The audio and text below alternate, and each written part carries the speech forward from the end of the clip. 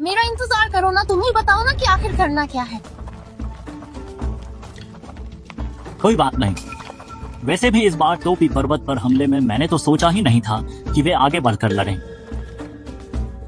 इतना दुर्गम पहाड़ी किला और हमला भी मना कर रहे हो तो फिर लड़ेंगे कैसे? अरे मेरे पास बेशक एक गुप्त हथियार है, मेरी इटालियन तोप नीचे लाओ।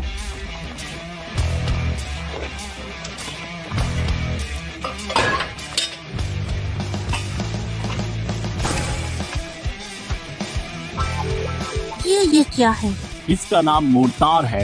ये सटीक निशाना लगा सकता है उन छिपे हुए लक्ष्यों पर। एक शब्द में कहें तो पहाड़ के पार से वार।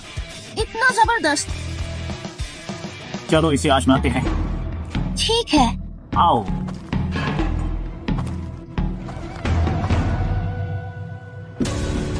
हुजूर, जैसा आपने सोचा था, आरव शर्मा और उसके लोग बस कुछ ग्रामीण और 10 से कम सिपाही लाए। बढ़िया।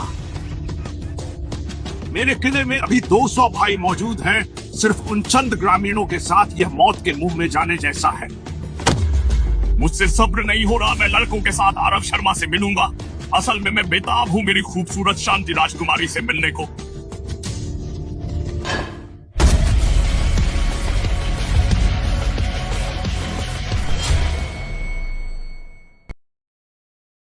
ये क्या हो रहा है?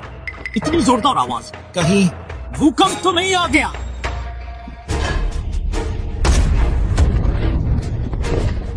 गजब हो गया, गजब हो गया। दूसरा मुखिया, किले का दरवाजा ढह गया। आखिर ये हो क्या रहा है? गजब हो गया, गजब हो गया। दूसरा मुखिया, गजब हो गया। बगल का कमरा भी ढह गया। आखिर हो क्या रहा है? क्या ये काफी रोमांचक है।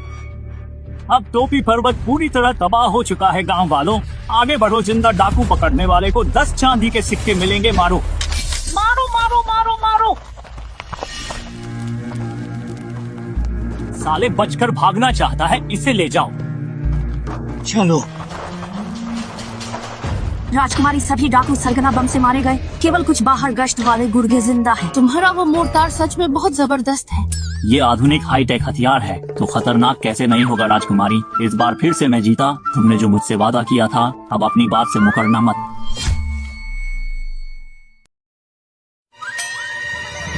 पहाड़ इतना ऊंचा और इतना दूर है, क्या यह लोहे का टुकड़ा काम करेगा? मेरा ये लोहे का टुकड़ा 500 मीटर तक मार कर सकता है। इतनी दूर राजकुमारी को यकीन नहीं। हमारे सूर्य राजवंश के क्रॉसबो की रेंज सिर्फ 200 मीटर है। ये बीच में पहाड़ भी तो है। इतनी दूर जाना असंभव है। चलो एक शर्त लगाते हैं। अगर मैं जीत गया तो आज रात राजकुमारी मेरी पीठ रगड़ेंगी और पैर दबाएंगे। कैसा रहेगा? ठीक है, शर्त रही। पर अगर तुम हारे तो मेरे अश्वदास बनोगे। ठीक है। वहाँ देखो, ये चुंबन गवाह है। इस वक्त तलवार मत चलाओ ना, पहले तलवार रख दो, थोड़ी ताकत बचा लो। उस वक्त मेरी पीठ मलने के लिए और पैर वगैरह दबाने के लिए। राजकुमारी, मिस्टर आरव ने एक को जिंदा पकड़ा है। कपड़ों से वह सरकारी आदमी लगता है। यह सैन्य अधिकारी है। राजकुमारी भवन और डाकुओं का भेदी तो तुम निकले। सैन्य अधिकारी सोचा नहीं था कि आपके राजकुमारी भवन में भी एक भेदिया निकलेगा। अभी तो डाकू संहार में इतना समय लगा। कमीने में राजकुमारी, तुझे बोटी बोटी काट दूंगी ताकि दूसरों को सबक मिले।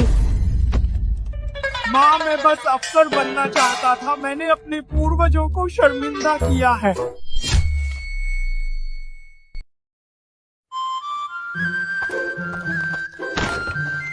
मेरी पत्नी हो, मैं वापस आ गया। पतिदेव, पतिदेव, पतिदेव, पतिदेव, आप आखिरकार लौट आए। मुझे पता था कि आप जरूर उन कमबख्त डाकुओं को हरा देंगे।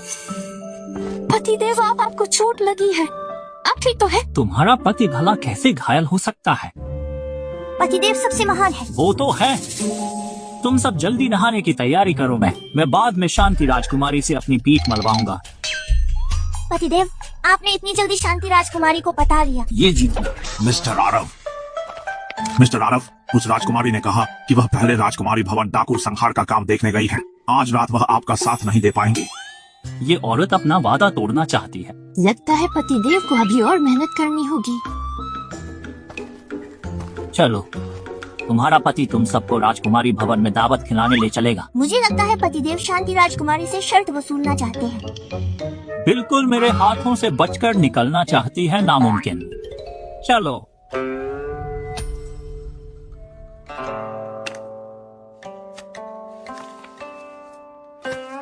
इसे तुरंत महारानी को भेज दो। जी, राजकुमारी आरव शर्मा की सिफारिश महाराज से करेंगी। दिखावे के लिए महाराज ने मुझे शांति नगरी डाकू संहार के लिए भेजा, पर असल में मुझे लोगों के बीच योग्य लोगों की तलाश करनी थी जो प्रतिभू राजा अजय सिंह का सामना कर सके। आरव शर्मा ही वो शख्स है जिसे मैंने महाराज के लिए खोजा है, जो दुश्मनों का काल बनेगा। राजकुमारी,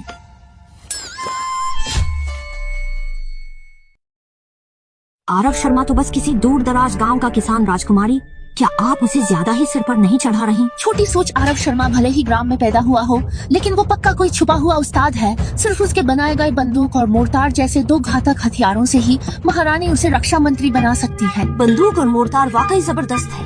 बस वह थोड़ा औरतों का शौकीन है।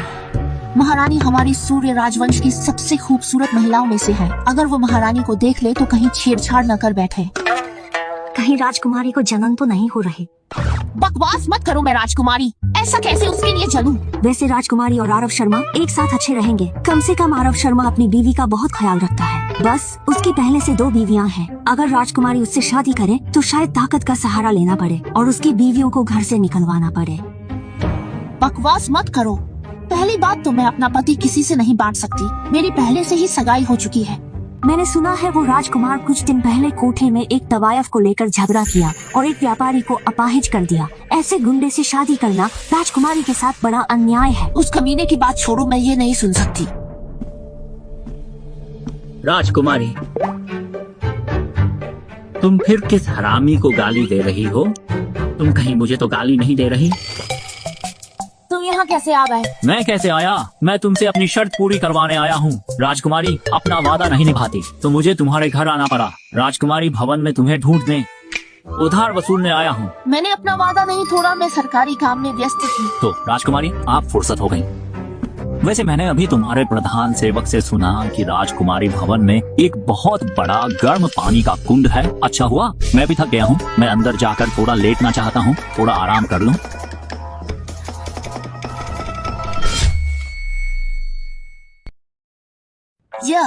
अभी कोई जल्दी नहीं मिस्टर आरव, आप ठीक वक्त पर आए। आज रात राजकुमारी भवन में दावत है शांति नगरी के सभी प्रतिभाशाली युवाओं को। मैंने आमंत्रित किया है, बस मुझे ही नहीं बुलाया तो क्या? राजकुमारी, क्या आप मुझे पसंद नहीं करती?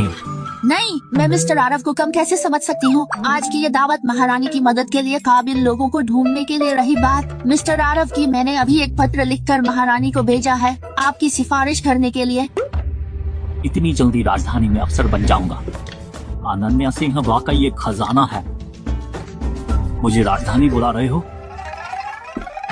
ठीक है, मेरी एक शर्त है, कम से कम यह पद दूसरे स्तर के मंत्री का हो। दूसरे स्तर का मंत्री? मिस्टर आरव, 2 रैंक मंत्री कोई गाजर है जो मुंह से निकल जाए? बस बोल देते हो। जानते हो सूर्य राजवंश के दरबार में कुल 6 मंत्री ही हैं। तुम इतनी डींगे कैसे हाँक सकते हो? वो राजधानी ना, मैं नहीं जाऊंगा।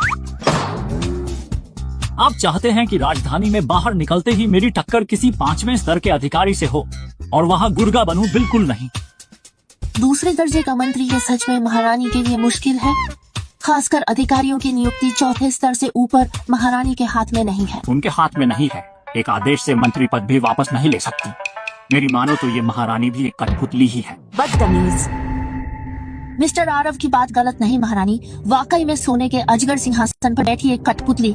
लेकिन अगर मिस्टर आरव दूसरा स्तर चाहते हैं तो यह भी नामुमकिन नहीं। राजकुमारी, क्या कहना चाहती हैं आप? साफ साफ कह दीजिए। बस अगर श्रीमान आज रात दावत में अपना जलवा दिखा दें और विद्वानों का दिल जीत लें तो प्रतिभू राजा भी रोक नहीं पाएंगे महारानी के पदोन्नति आदेश को। मिस्टर आरव तो अब तक सरकारी परीक्षा भी नहीं पास कर पाए, तो फिर बड़े खानदानों का भरोसा कैसे जीतेंगे जो विद्वानों ने बड़े जतन से तैयार किए हैं? ये किसमें मुकाबला करते? अक्सर कविता में। कविता की होड़। कविता की बात है तो मैं बता दूं, मैं पूरे सूर्य राजवंश को पछाड़ सकता हूं।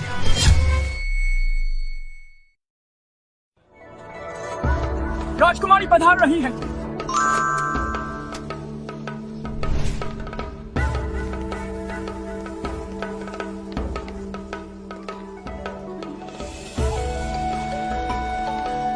राजकुमारी को प्रणाम।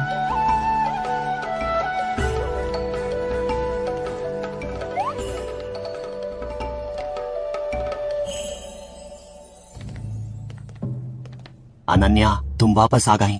राजीव कुमार, तुम यहाँ कैसे? तुम सालों से शांति नगरी में अटके हो, काफी वक्त से राजधानी नहीं गए। मुझे तुम्हारी बहुत याद आ रही थी, इसीलिए तुमसे मिलने आ गया। मुझे लगता है तुम्हारे पिता ने तुम्हें मुझ पर नजर रखने भेजा है।